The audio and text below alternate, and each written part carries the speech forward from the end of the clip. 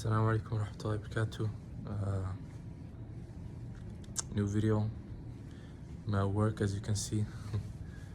And in this video I wanted to talk about like the topic of raising our children and instilling the values that every Muslim should have, which is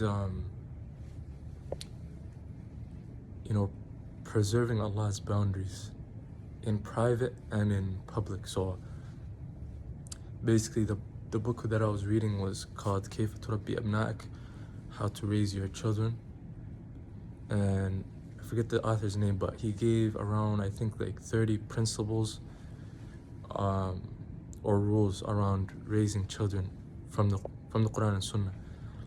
And one of the ones I wrote down that attracted my interest in it was, how do you make the kid, how do you instill the Islamic values in the kid so much so that in your absence he still continues the actions.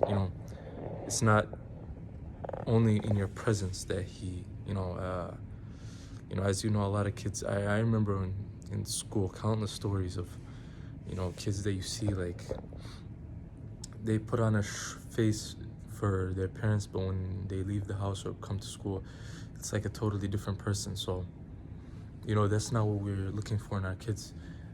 We're looking to have ease of mind that when we leave our kids, or when they leave us, that they'll continue upholding the Islamic values. So basically the author, he uses the evidence in Surah Luqman, the second page, when Luqman is giving his kid the advice.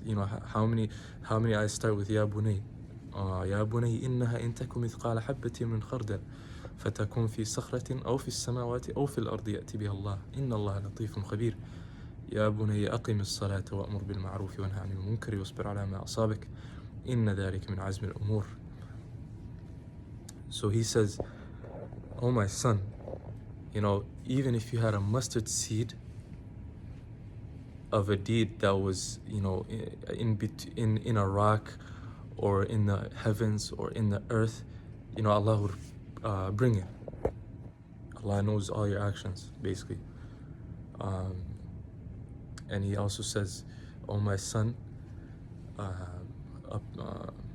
uphold the salat, and wa'mur bil ma'ruf, enjoin good and forbid the evil. So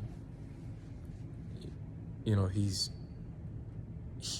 on top of the fact that he's teaching his kid to uphold and preserve Allah's boundaries and his legislation. He's also instilling in the kid that how to be accountable.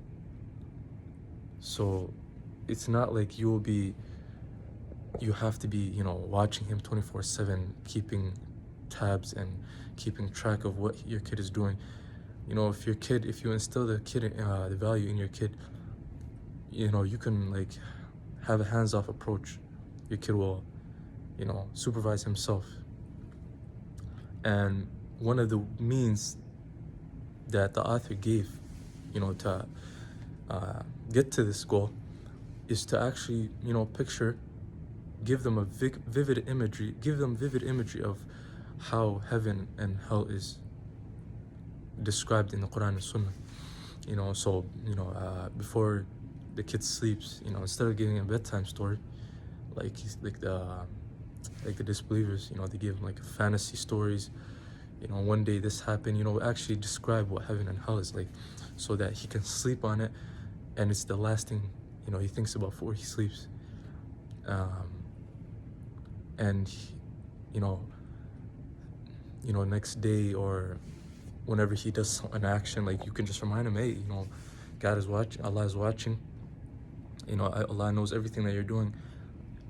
And since you gave him such a vivid imagery of heaven and hell, like he'll actually have more emotions tied to Allah than to you, tied to Allah, like his heaven and hell, and the fact that the kid wants to go to heaven. So obviously he doesn't want to do bad stuff. So he'll be more worried about the fact that he's doing bad and that Allah knows, instead of you seeing him.